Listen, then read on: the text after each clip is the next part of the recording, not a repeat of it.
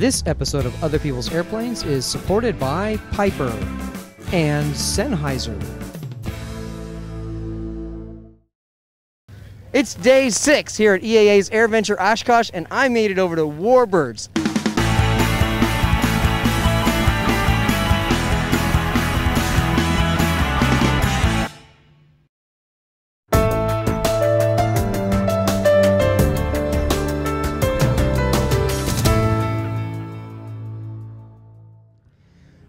So in the Warbirds area, we were able to catch up with Mike Schiffer, and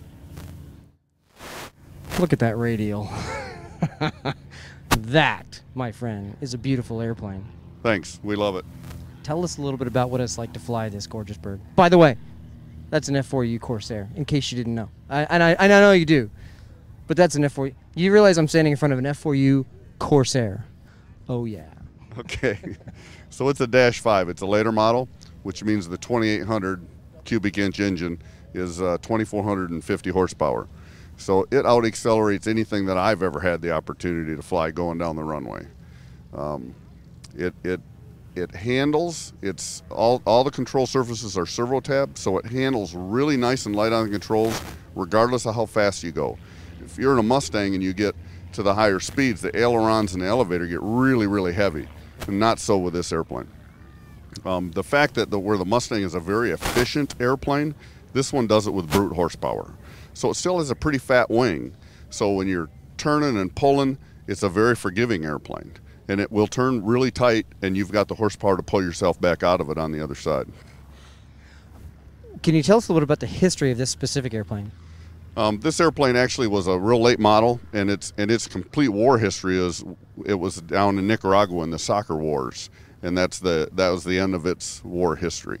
It was rebuilt in the 80s in Florida and belonged to Valparaiso, Indiana Aviation Museum for several years, and we actually volunteered and flew it there, and when they needed to get rid of it, a group of us bought it from them.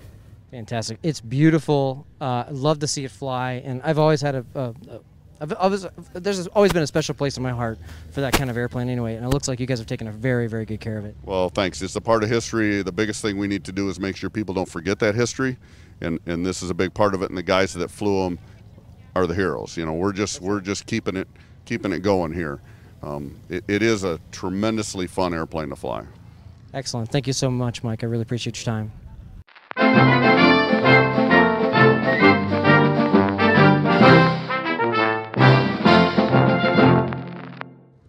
Hi, this is Damon. Today I'm joined by Larry Clark, one of the pilots of this beautiful aircraft behind us. How are you today, Larry? I'm doing very well, thank you. What can you tell me about this aircraft? Well, this is a Bell helicopter, UH-1 Huey, that first went to Vietnam with the 1st Cav Division, and then later was transferred to the Navy Seawolves. So this is both an Army and a Navy aircraft? Yes, the Navy repainted it in this dark green color with the white Navy on the tail boom, and they used it right up to the end of the war in 1972. And how did you get involved with this aircraft? Well, the owner of the aircraft, he actually bought 14 B models from Davis Moth Surplus Yard for about $611 each. And I went to work for him around 2003 or so, and I saw a stack of logbooks and started going through them. I discovered that we had 3 Navy Seawolf B models in our boneyard. And so we took this one out and rebuilt it, and we still have 2 more back home. What's it like to fly? It brings back a lot of memories because I flew B models as an Army gunship pilot in Vietnam in '65, '66. So this really takes me back in time.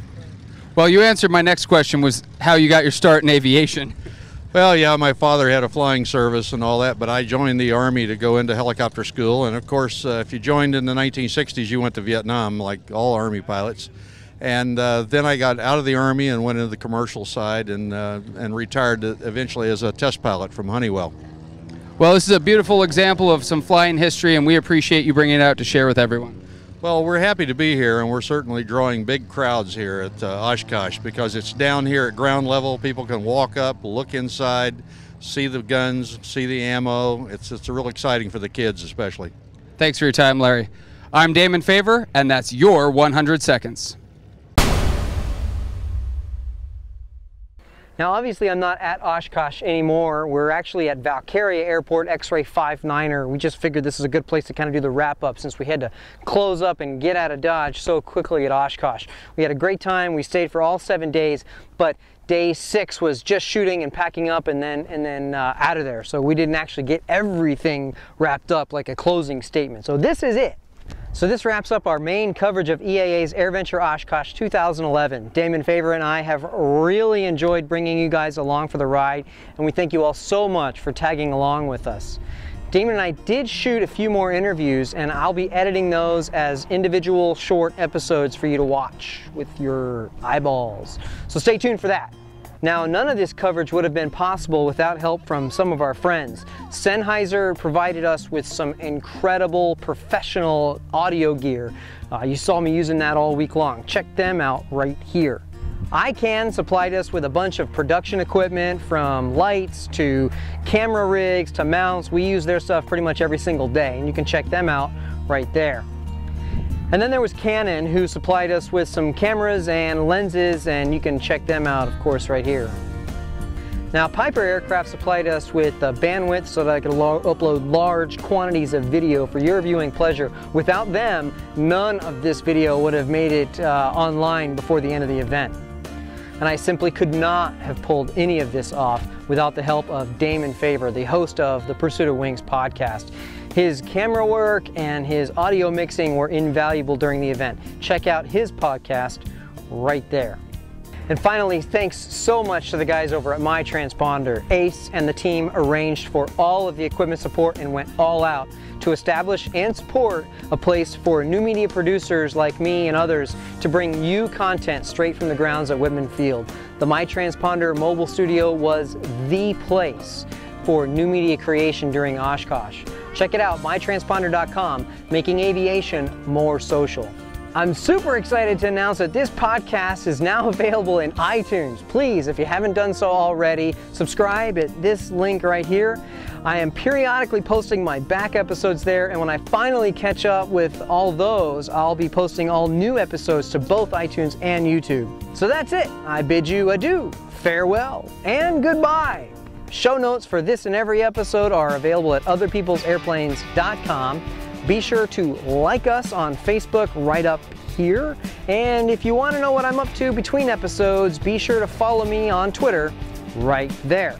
Please tune in next time when I become the #1 naval aviator on the USS Nimitz and I have to fly F-14 Tomcats in mock ACM against the nimble A4 Skyhawk.